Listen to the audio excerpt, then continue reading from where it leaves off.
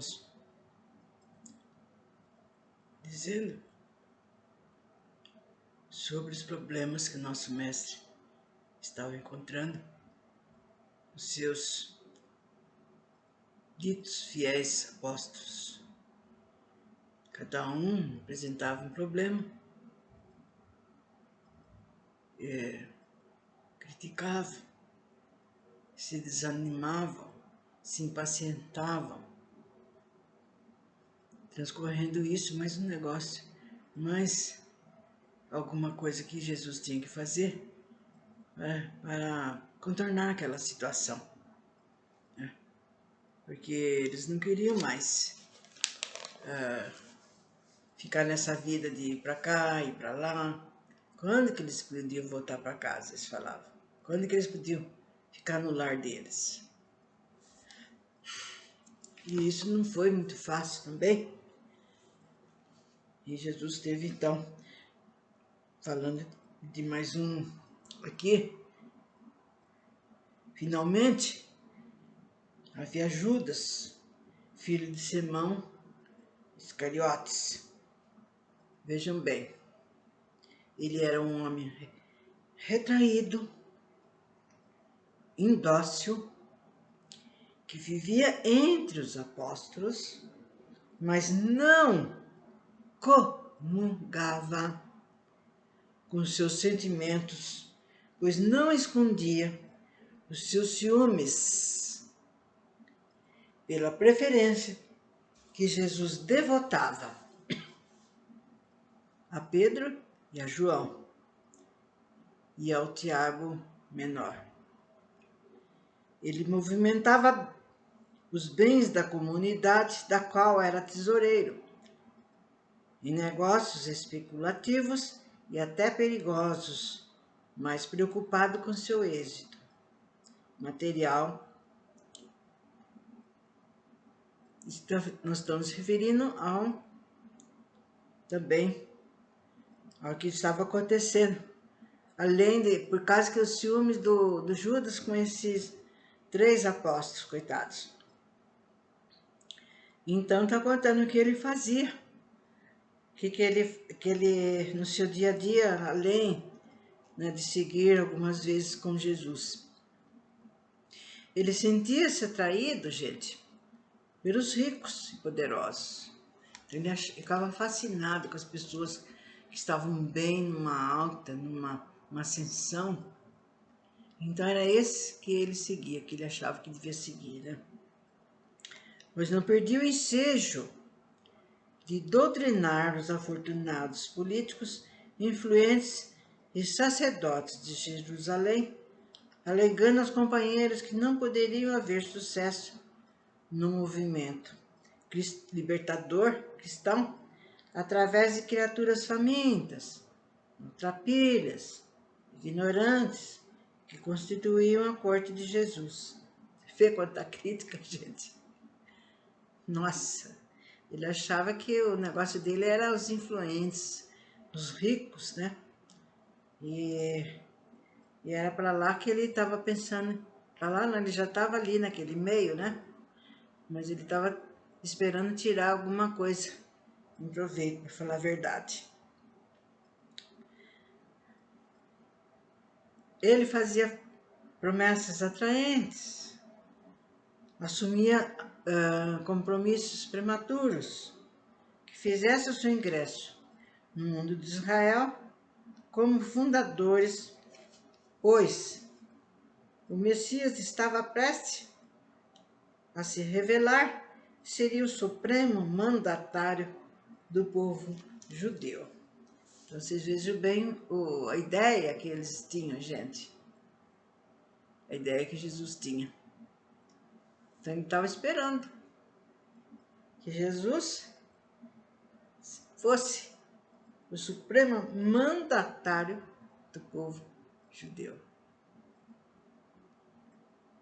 Em verdade, ele não confiava no êxito da causa cristã, pela interferência de legiões angélicas. Judas não consultava os demais companheiros em suas empreitadas ocultas, pois pretendiam precipitar os acontecimentos e assim obrigar Jesus a agir de imediato, no sentido de fazê-lo marchar para Jerusalém, onde então viria em suas mãos o poder da Judéia. Olha as ideias que ele tinha, que ele pensava, que ele maquinava. Então ele não estava entendendo nada a posição de Jesus, não estava entendendo nada, seguindo nada dos ensinamentos, dos conselhos, né? Ele só queria arrumar um momento para facilitar, para mais depressa Jesus chegar nos acontecimentos que eles queriam, né? Que eles achavam que ele ia ser o rei dos judeus. Eles não entenderam o significado aí da palavra rei, gente. Eles pensavam um rei governante de um lugar, de uma cidade. E com isso, eles iam ganhar bastante porque eles iam deixar de ser escravo dos romanos. Ai, ai. Bom, como fundadores para o Messias, estava prestes a se revelar e seria o supremo mandatário do povo judeu. Então ele estava também querendo tirar como ele era, como vocês viram o caráter dele, estava tirando, nossa, estava prontinho para tirar algo, né, que ele aparecesse, né, que afinal ele ia dar um empurrãozinho em Jesus, conforme ele disse. Em verdade, ele não confiava nesse êxito, porque era servido por religiões angélicas, né? Então, mais que depressa ele, e ainda, além de tudo, ele era seguido por humildes, né, penitentes, doentes, que aquilo não estava certo, ele tinha que ser seguido por homens de proeminência social, ricos, poderosos. Bom,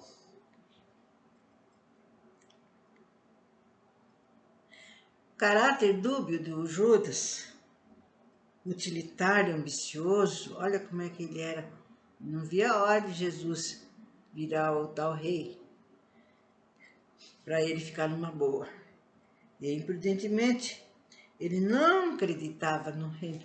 Olha, além de tudo, ele não acreditava no reino de Deus que tanto Jesus falava, expresso pela fórmula espiritual que exigia o sacrifício e a renúncia dos homens, né? Se todos renunciassem aos seus efeitos, às suas más virtudes, né, seu mau caráter, e procurasse seguir os seus passos, que eles iriam para um reino de Deus, um reino melhor, uma vida melhor, mais feliz do que aqui na terra. No entanto, reconheci Jesus um líder comandante, inato, que sabia regimentar as multidões pelas forças hipnóticas de suas ideias e pela eloquência das suas palavras. Isso que ele tinha como Jesus, né? Ele sabia usar, como captar as pessoas e como influenciar.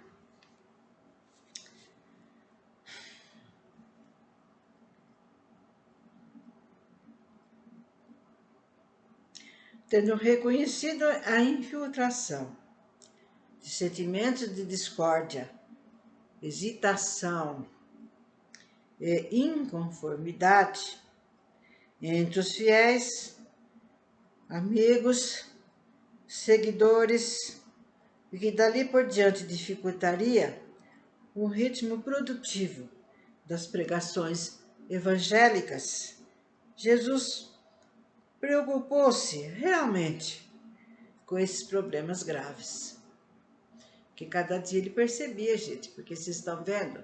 Cada um falava, dizia uma coisa, reclamava, se impacientava. Mas quando que vai chegar esse dia, né? E Jesus estava vendo que o negócio estava ficando cada vez mais difícil de se lidar. Muito grave, conforme ele disse. Sem dúvida, sua obra sofreria desgaste se a dissidência, os ciúmes ou as desavenças viessem a tornar-se públicas e servirem de exploração capciosa aos inimigos da causa cristã. Ademais, o sacerdócio de Jerusalém não só admitia o perigo das ideias revolucionárias de Jesus, como mostrava-se enciumados das suas pregações, cada vez mais bem acolhidos pelo povo numeroso e entusiasta. Caifás havia ordenado severa vigilância sobre o rabi de Nazaré, exigindo aos seus esbirros que tudo fizesse para inculpá-lo o mais breve possível ante as autoridades humanas. Vocês vejam bem? Cilada que ele estava aprontando, esse sacerdote. Nossa, ele e o sogro dele, que foram, para falar a verdade, a causa, né? Do que passou. E com os Pilatos também, né? A causa do sacrifício que Jesus teve. Embora ele soubesse que ele, Jesus, tinha que passar por isso. Estava escrito, né? Mas esse sacerdote punha espião em tudo quanto é lugar, homens, para ver o que Jesus falou, o que Jesus foi, o que ele fez, né? E tudo ali, que mostrasse relatório, fosse lá e falasse direitinho o que estava acontecendo.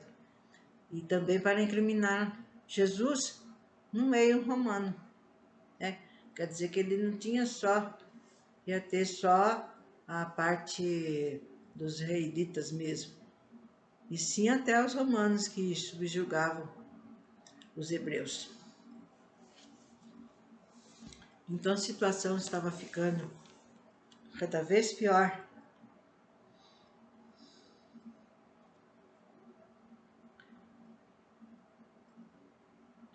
Ademais, o sacerdócio de Jerusalém não só admitia o perigo das ideias revolucionárias de Jesus. Então, isso daí que estava pegando feio neles. Esse Caifás não aceitava mais de jeito nenhum, né? Porque esse Caifás, como outros, né? Não todos, conforme já foi falado, como outros, viviam afortunados. Nossa, tirava proveitos, os cofres sempre cheios, né? Recebiam presentes, e fora a situação deles, né? Eles estavam no alto de tudo, do pedestal. Então eles acharam que Jesus ia pôr fim a tudo isso, ainda mais que aumentava cada vez mais o número de seguidores, né? Vejam bem, o que não fez esse homem juntamente com seu sogro.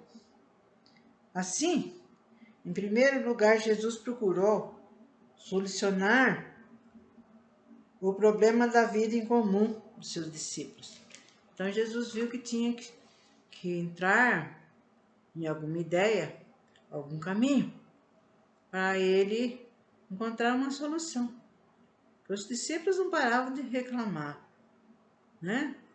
E ele não tinha como é que ele ia fazer. Então ele começou a ter as ideias, porque ele era um espírito muito elevado, uma inteligência subcomum. Então ele começou a usar suas ideias, seus pensamentos, para solucionar o problema da vida dos seus discípulos, auscultando-lhes as dificuldades e as obrigações com sua família. né? E outros deveres prosaicos do mundo. Então, ele conversando com cada um deles, ele procurou nas suas conversas ver o que estava acontecendo, o que estava faltando. Por que aquele discípulo estava assim, eles estavam tão indóceis daquele jeito? Reservou as tarefas inadiáveis e mais urgentes para os solteiros, desobrigando os casados para atenderem com mais frequência os problemas da sua parentela. Em seguida, pôs-se a refletir quanto ao modo de variar as formas de suas pregações evangélicas, mantidas há mais de 3 anos, a fim de avivar a alma de todos os seus fiéis, gente. Desde os 30 e 33 ele estava sempre se preparando, sempre para cá, para lá, correndo, para no fim já acontecer tudo isso. E ele tinha que resolver. Mas as suas previdências, gente, não chegaram a se concretizarem em tempo, pois o mês de março chegava ao fim e ele foi crucificado alguns dias depois, em princípios de abril. Vejam bem, nesse mês que estamos. E breve estaremos na Páscoa também. Então vejam bem quantos anos, gente. Mais de 2000 anos, nessa mesma época, né? Quando ele estava em março para entrar em abril, ele já começou, não deu para ele concretizar, quer dizer, conversar, mudar de maneira que os seus discípulos se conformassem, né? Mas não deu tempo. Não deu tempo porque ele foi crucificado bem no começo desse mês que nós estamos, de abril. No entanto, assediado por seus apóstolos, e principalmente por Pedro, que também se deixaram impressionar pelas centenas de partidários da causa cristã, então Jesus deixou mover-se por um estranho impulso oculto e resolveu atendê-los seguindo para Jerusalém e ali pregar a sua doutrina durante as festividades. Porque Jesus não ia naquela ocasião já para a cidade de Jerusalém, porque todos os anos, nessa época, eles comemoravam a Páscoa. E Jesus viria depois, mas não naquela ocasião. E, de repente, no seu intuito pensando como resolver a situação, de repente surgiu a ideia de antecipar a ida, então, a Jerusalém, né? E tão logo fosse possível. E isso foi uma alegria imensa para os seus discípulos, como já falamos, achando que Jesus já ia resolver a situação deles quando chegasse em Jerusalém. Porque em Jerusalém, nessa época, gente, nossa, ficava cheia, mas bem cheia de pessoas, não só da região. Vinham pessoas de tudo quanto é região, havia prédicas, havia reuniões, festejos, né? E vinham gente de lugares até desconhecidos para fazerem parte dessas festas, né? E Jesus então resolveu antecipar.